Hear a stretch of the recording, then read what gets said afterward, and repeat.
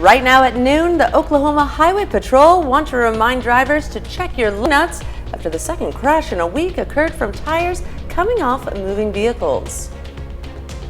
And it's a great day to check up on your vehicle in general. We are staying warm out there. We'll talk about how long this warm weather lasts and some potential rain chances down the road coming up.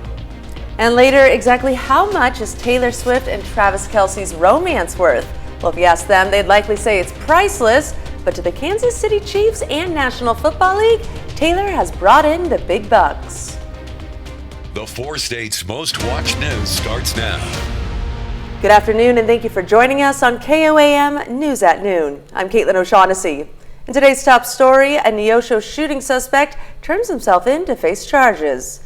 The suspect in the shooting last week at the 1800 block of Riverside Drive turned himself in at the Newton County Jail. Neosho police were seeking 21-year-old Jose Rivera as a suspect in the January 23rd shooting of 40-year-old Freddie Rodriguez of Neosho. Rodriguez suffered multiple gunshot wounds and was rushed to Freeman, Neosho by family. He is stable now and will recover. Neosho detectives identified the suspect, Rivera, who fled the area the night of the shooting. Police revealed there was no threat to the public as Rivera and Rodriguez were acquaintances. Rivera is charged with first-degree assault and armed criminal action. The Oklahoma Highway Patrol wants to remind drivers to check your lug nuts after the second crash in a week occurred from tires coming off of music videos. A Monday morning collision caused by a tire that came loose from a pickup truck on I-35 near Shields and Moore. The driver of the truck was traveling southbound when he lost his tire. The tire hit a semi and then flew into the northbound lanes. It then hit another vehicle before crashing through the windshield of this transit van. It went all the way through the van and out the back doors before impacting 2 more vehicles. The driver of the transit van was transported to the hospital. Injuries are unknown currently. This is the second collision in less than a week involving a tire that came loose. Last Wednesday, the aftermath of a tire hitting a Ford Explorer on the Turner Turnpike near Stroud, Oklahoma, resulted in an innocent female driver being rushed to the hospital in critical condition. The incident occurred after a tire came off of another driver's trailer, jumped the center barrier, and landed on the top of her Ford Explorer's windshield, causing the roof to collapse on her head. Troopers are still looking for the other vehicle and say it's possible the driver doesn't even know what happened. The vehicle was a maroon Ford F-250 pulling a bumper pull car hauler. If anyone has information, please call OHP. And Oklahoma authorities make an arrest in a homicide investigation. On the evening of January 5th, the Miami, Oklahoma Police Department requested assistance from the Oklahoma State Bureau of Investigation concerning a possible homicide. During the investigation, the OSBI determined there was an altercation between multiple individuals near 2nd Avenue Northeast and H Street. That incident led to the shooting and death of this man, 27-year-old Matthew Vincent LaCastro. Based on the investigation, an arrest warrant was issued for 34-year-old Travis Christian Wilbur. On Friday, Wilbur was arrested on a charge of first-degree murder. And students at McDonald County High School yesterday gathered to learn history straight from the mouth of a Holocaust survivor. Erica Schwartz lost her entire family except her mother during the Holocaust. Counting her blessings and focusing on them was her key to happiness afterward, a key she wants to pass on to the younger generations. I wish to God I had my family, but I have used that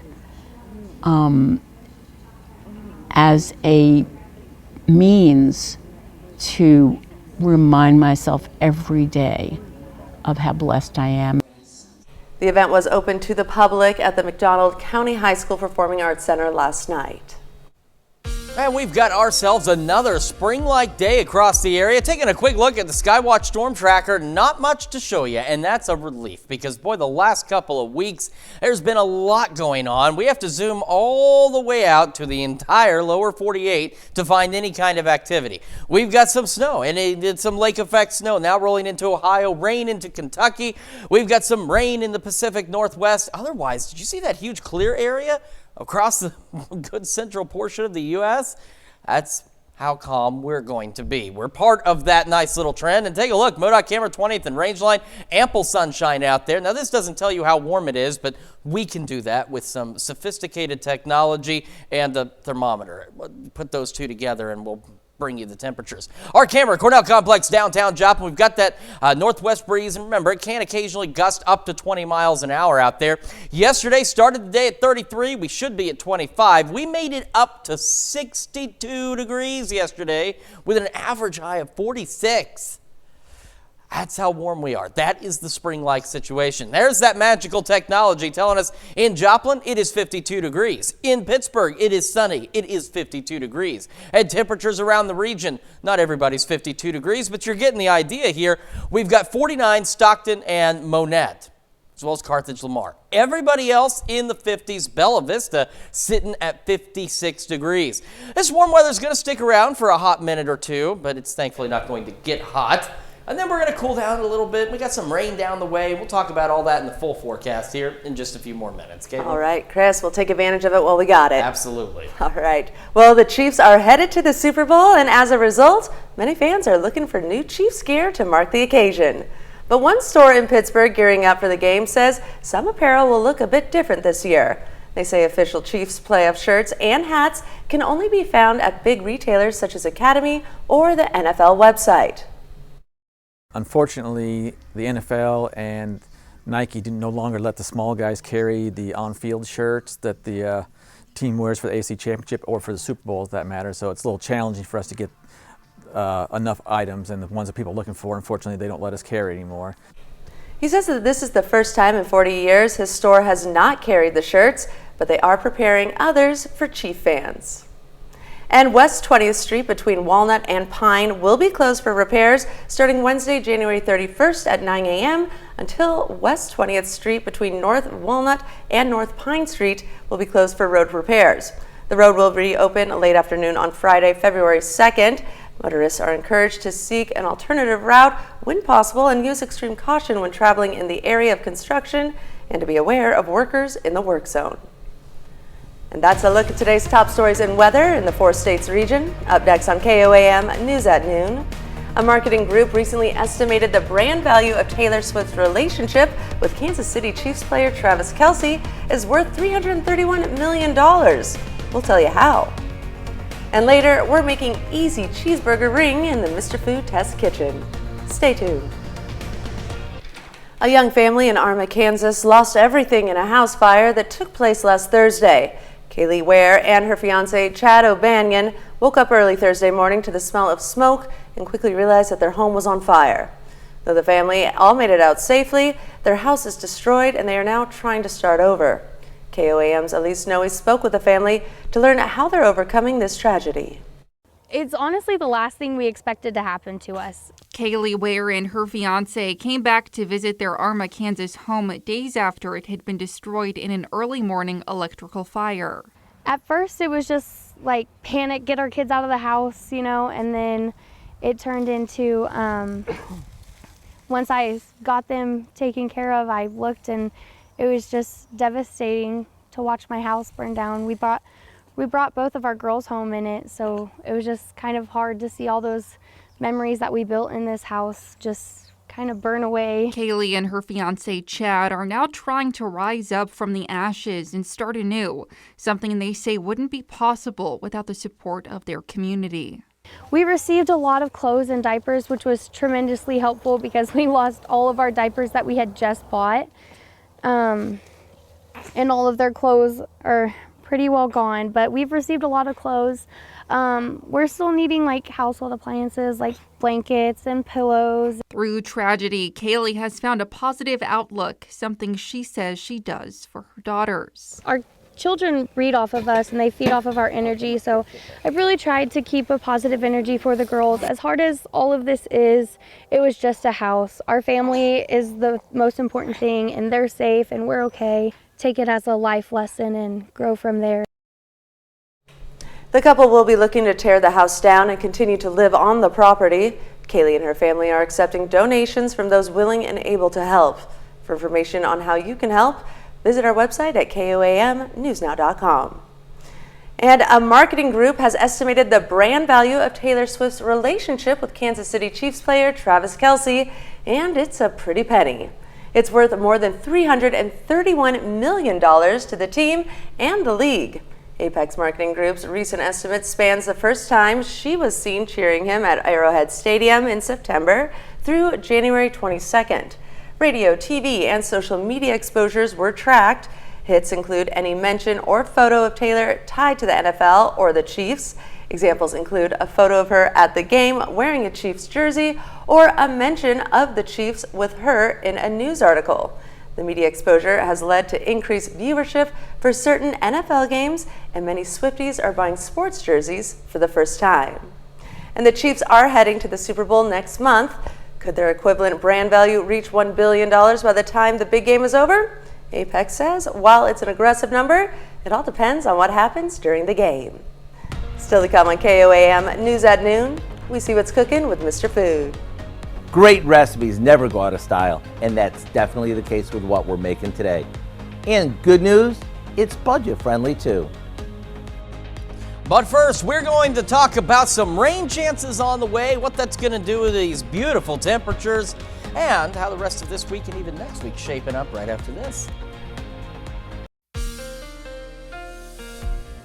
Welcome back to the KOAM News at Noon. So another beautiful day for us out there. Skywatch Storm Tracker, there is nothing on it locally. You got to zoom it all the way out to a national view to find any kind of anything going on. And there's some snow, some rain out in, say, Ohio, just exiting Indiana into Kentucky. And we've got showers in Oregon and Washington, and that's about it. Look at this zone of just clear skies all the way down into the southeast, and that of course does include us here locally, and that's evidenced by MoDOT camera, 20th and Range Line in Joplin. Lots of folks on their lunch break or maybe just out and about shopping. Great day to be outside. Our camera on top of the Cornell Complex in downtown Joplin. Not a cloud in the sky. We've got that northwest breeze, and that's really about all we have to contend with. As we head over to Kansas, KDOT camera there, 69 and East 520th Avenue, looking back roughly to the northwest. Looks great. Plentiful sunshine. Another beautiful day out there. Our camera 7th and Range Line showing the beautiful weather as well. I mean, look at how clear that sky is. Look at the temperature. It is 52 degrees. The west-northwest breeze at 8. Could still occasionally see those gusts upwards of 20. Over to Pittsburgh, 52 degrees as well. West-northwest breeze at 6. Also feeling like 54 out there. Sorry, that just changed. I like when those things update like that. So 54 now. Temperatures around the region, we're looking pretty good. A little cooler in Stockton still now at 49. So with the latest refresh on temperatures, all of us in the low to mid 50s. Look at Chanute sitting at 56. Sedan's at 55.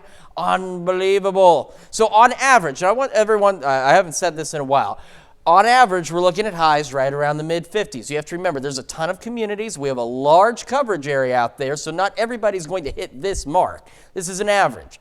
Some of us are going to be a little warmer. Some of us may be a little cooler, but otherwise, either way, it's still going to be relatively warm. Northwest breeze occasionally gusting to 20.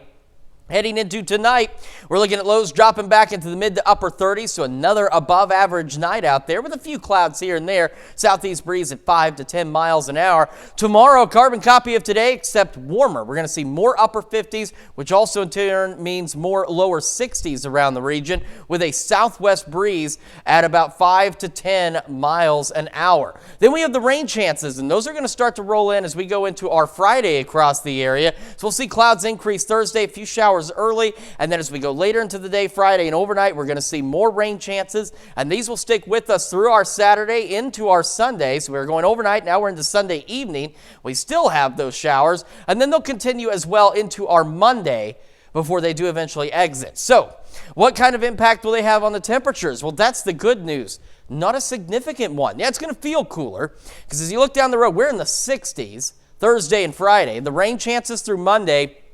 And then right behind this box here, it's 50 next Monday. So it does cool us down, but we stay above average. We fall into the low 50s, but that's still above where we should be by 5 to 8 degrees. Then we head into next week. Once we clear that rain, take a look. Sun comes out, we get some clouds here and there, but that does not stop temperatures from going well above average again to the tune of 15, 20 degrees out there. So Mother Nature did us wrong the last few weeks, and it seems like she's trying to make up for it with some pretty decent weather. Plus, in the middle of all of it, I know it stinks it's on the weekend, but we're getting some additional much-needed rain chances. We still need a lot of rain in the area. That's true. And we got that. We've got nice temperatures on either side. Not bad here over the next few days. Hey, we'll take it. We certainly will. All right, thanks, Chris. Well, stick around because we're making an easy cheeseburger ring in the Mr. Food Test Kitchen. We'll be right back. It's time to check in with Howard in the Mr. Food Test Kitchen. Today he's making an easy cheeseburger ring. Take a look. Today, I'd like to reintroduce you to a recipe that's become so popular over the years. I thought it was about time I shared it with you again. It's one of those meals everyone will be asking for over and over again. And since it's easy, tasty, and budget-friendly, there's no reason why you wouldn't want to try it. We start by cooking ground beef with a chopped onion until the meat is browned and it's well crumbled. After draining off the drippings, we add some ketchup, mustard, cheddar cheese, and a little salt and pepper. After letting this cook for a few minutes, we take it off the heat, and while it cools slightly, we arrange a package of refrigerated crescent roll dough into a sunburst shape, like this. Now we spoon the meat onto this and fold the tips of the dough over it. Once it's looking picture perfect, it's time to pop it in the oven until it's golden brown. And just like you would with any cheeseburger, go ahead and dress it up with all of your favorite go-alongs. Whether you serve this as an easy weeknight dinner or put it out when you're rooting for your favorite team, it's always welcome. To get the recipe for what we call our easy cheeseburger ring, simply visit our website. I'm Howard in the Mr. Food Test Kitchen, where today we found an easy, cheesy, beefy way for you to say, ooh, it's so good. And you can find this recipe on our website at KOAMnewsnow.com. Now here's a look at the 4-state market prices. All right, spring-like weather continues heading into the weekend. Rain chances Friday, Saturday, Sunday, Monday, and will be just a wee bit cooler out there. All right, well, coming up tonight at 5, with severe obesity affecting nearly 10% of the country, we're going to hear what the doctors have to say about it. Plus, Fort Scott Nursing Home hosts a discussion about identifying depression for senior citizens, and McDonald County 5th graders step back in time with Civil War reenactors. All that tonight at 5, that's right. All right. And that's news for now. Thank you for joining us on KOAM News at Noon. Have a great rest of your day.